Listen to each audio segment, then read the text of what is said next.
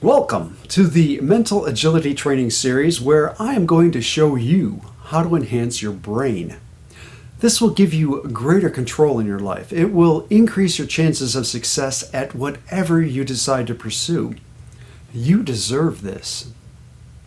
Mental agility training consists of 5 techniques that are practiced in exercises 2 or more at a time. There is nothing you have to believe. There's no science to understand. All you need is practice, and you will discover for yourself the power of mental agility training.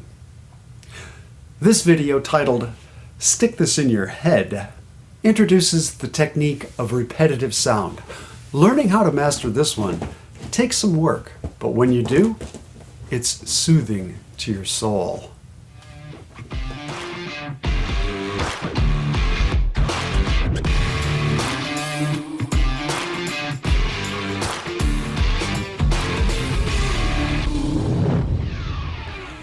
Repetitive sound seems to create waves. Too many to count, like water droplets while standing in a shower.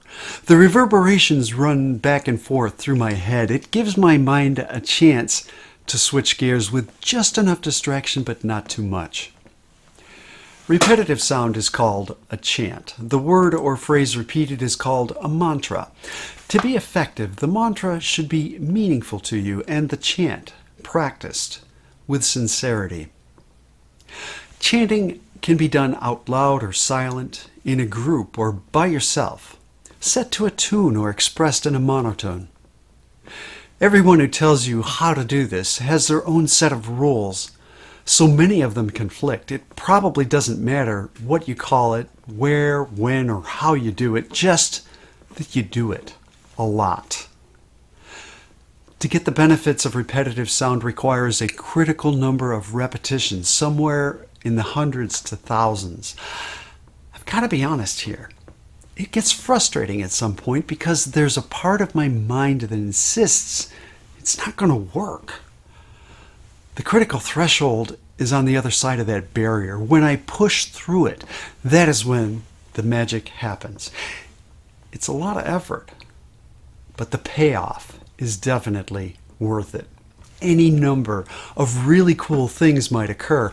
I might get an emotional release, letting go of some baggage. I might experience some revelation, a connection that had never occurred to me before, or a solution to a problem that I had been working on.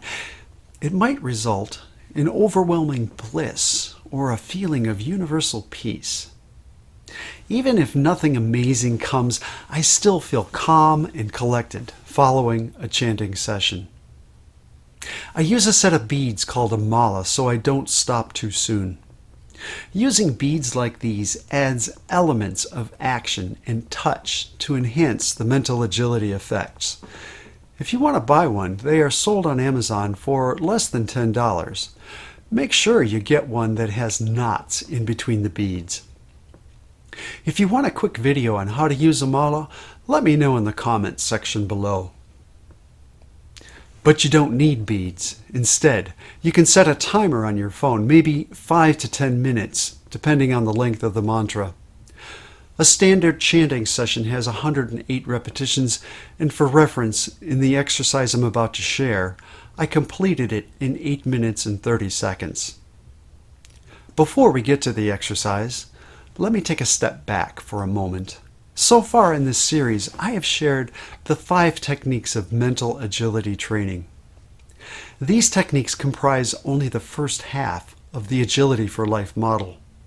The other half of the model consists of 12 principles that guide your efforts to increase your chances of success. Each principle was composed so it could be chanted as a mantra. I'll explain all of the principles in the next series of videos, but for the exercise here, I'd like to introduce the first one. Superior beauty and creativity emerge from self-organizing minds. Self-organization is a scientific term. Understanding is not required because it is a natural property of our brains. The self-organization occurs automatically when we exercise our brains with mental agility training. In the first part of this principle, superior beauty and creativity are the result of the practice. Since you may already have a commitment to these exercises, I thought this first principle would be a good example to demonstrate repetitive sound.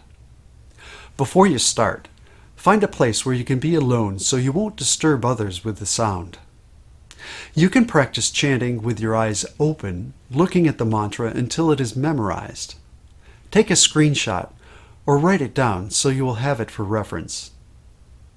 After you are comfortable with the words, close your eyes while chanting to avoid distraction. To begin, set your intent by taking a moment to think about the purpose of the mantra. In this case, affirm your commitment to exercising your mind. Next, set a timer or pick up your mala. Now begin repeating, superior beauty and creativity emerge from self-organizing minds. Keep going. Superior beauty and creativity emerge from self-organizing minds. I find that it takes several repetitions to clear out the clutter in my mind and relax. Take as long as you need and be patient. The reps after that are more focused. I'm going to describe a few variations. None of these are required. Just keep repeating the mantra at a steady pace until you get comfortable with the technique. Superior beauty and creativity emerge from self-organizing minds. Sometimes I slow down, especially when learning a new mantra or if there are specific words or meanings that are entering my thoughts.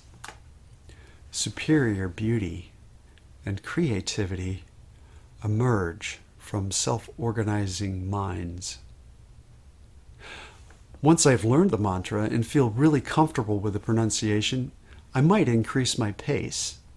Superior beauty and creativity emerge with self-organizing minds. I might change the pitch or volume. Superior beauty and creativity emerge from self-organizing minds. I suspect I do this so I don't wear out my vocal cords. Sometimes after I've mastered a chant, I won't even have to express the words and will do it silently.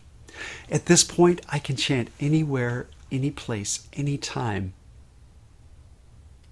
I've even had tunes pop into my head.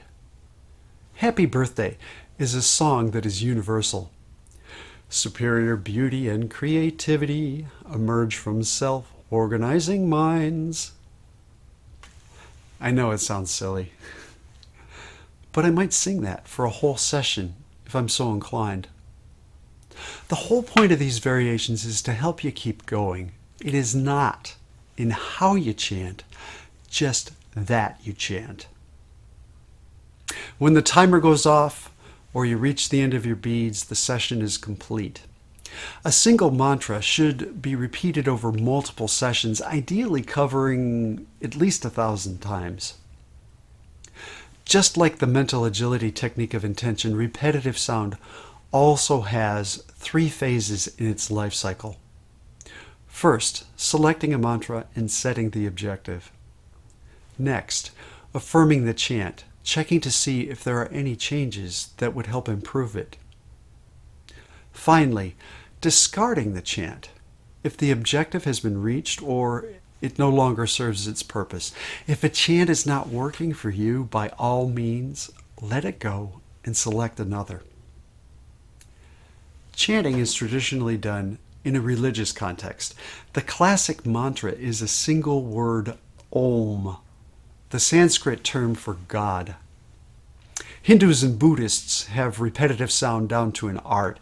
If you practice one of these faiths, you are probably already aware of this technique. However, I've said all along, there's no belief required to practice mental agility training.